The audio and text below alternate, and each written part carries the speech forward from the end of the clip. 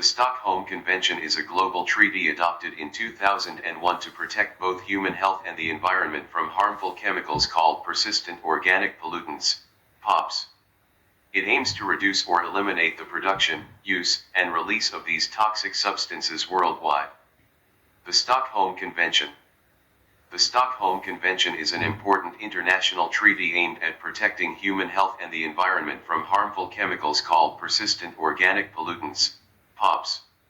These are chemicals that do not easily break down and can travel long distances and accumulate in the food chain, affecting humans, wildlife, and nature. POPs are usually low in water but high in fat solubility, and their presence can also contribute to climate change. The convention was adopted in 2001 and came into force in 2004, with over 110 countries agreeing to follow its rules. The main objectives of the conventions are: control and reduce POPs as it regulates both intentional and accidental production, manage stockpiles, and reduce waste containing POPs. Safe introduction of new chemicals to ensure any new chemicals added are safe and monitored. Restrict use to establish general rules to limit and control the use of POPs. Support developing countries to provide financial and technical help to implement the treaty. Agencies involved. Global organizations like UNEP, United Nations Environment Programme, UNDP, UNIDO, and the World Bank work together to implement the treaty, providing guidance, funding and technical support to countries.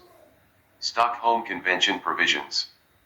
The Stockholm Convention controls persistent organic pollutants, POPs, through different rules, based on how these chemicals are produced and released into the environment. These rules are grouped into 3 annexes. Annex A: Elimination. Chemicals listed under Annex A must be completely stopped from being produced and used. Countries are expected to phase out these POPs in a time-bound manner. Annex B: Restriction. Chemicals under Annex B are not fully banned, but their use is strictly limited. They can be used only for specific purposes under strict control. Annex C: Unintentional production. This annex deals with POPs that are released unintentionally, such as during industrial processes or waste burning. Countries must take steps to reduce these releases, and eliminate them wherever possible. Exemptions under the convention. Countries can ask for temporary exemptions for some chemicals listed in Annex A and B.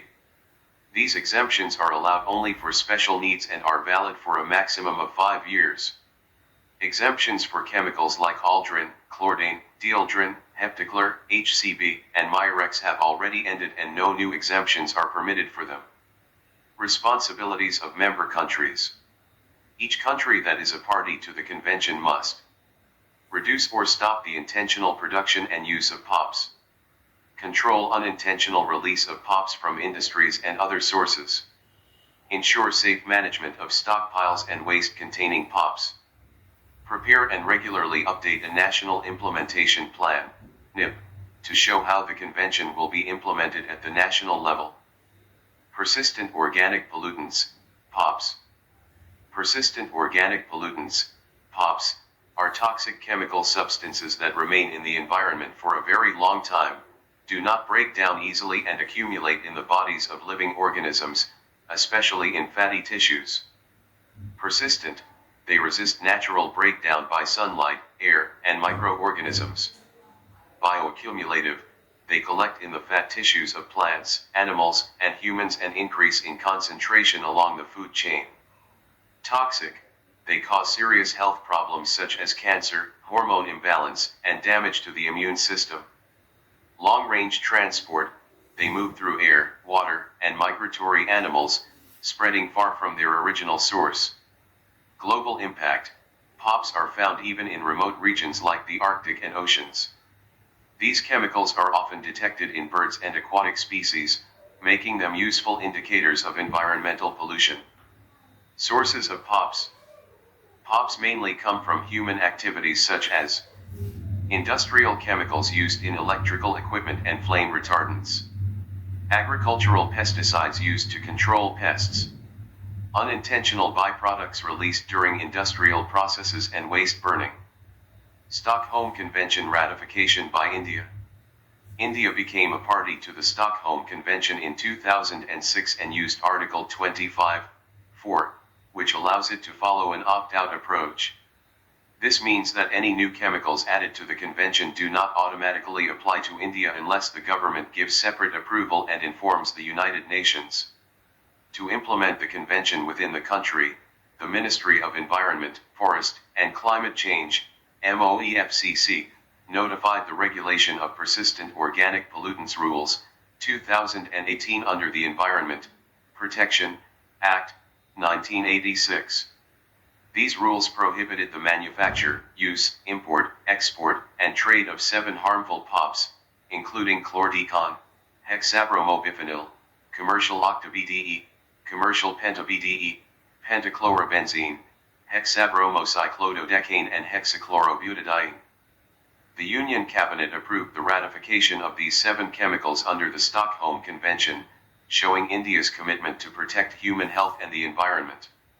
The Cabinet also delegated the power of future ratifications, for POPs already regulated in India, to the Ministers of External Affairs and Environment, making the procedure faster and simpler.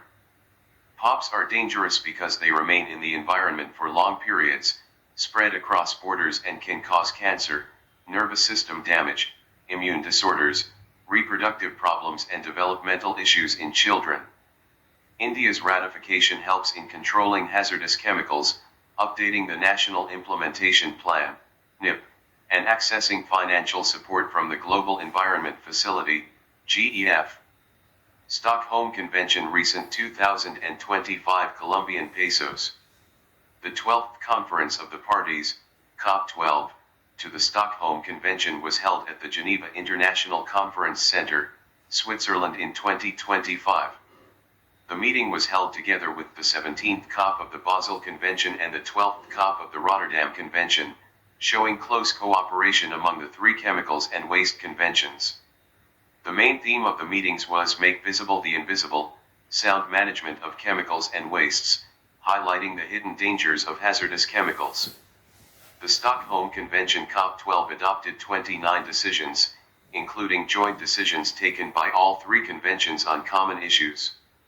A major outcome was the addition of 3 new chemicals to Annex A, elimination list, of the Stockholm Convention. Chlorpyrifos, a pesticide. Long-chain perfluorocarboxylic acids, LCPCAS. Medium-chain chlorinated paraffins, MCCPs. The funding requirements for implementing the convention during 2026 to 2030 were sent to the Global Environment Facility, GEF, for financial support. Financial assistance was provided to developing countries and economies in transition to attend the meetings, with support from countries such as Canada, Germany, Japan, Netherlands, Norway, Switzerland, China, and Finland.